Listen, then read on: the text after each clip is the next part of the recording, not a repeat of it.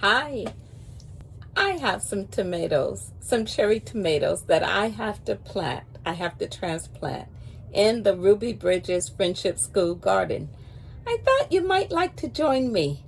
So come on, I'll show you. I have them in the greenhouse, but it is about 90 degrees today. So I'm going to put them out. I'm in Zone 10, Central California. So I think they have enough time. These tomatoes I was telling you about. Guess what? I'm just going to transplant them, and if they live, they live. I'm going to give them a chance to live. It is so hot. Look at our red cabbage. Our romaine lettuce is doing great. The Swiss chard.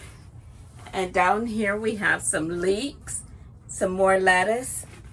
I'm saving that for the Village Project garden.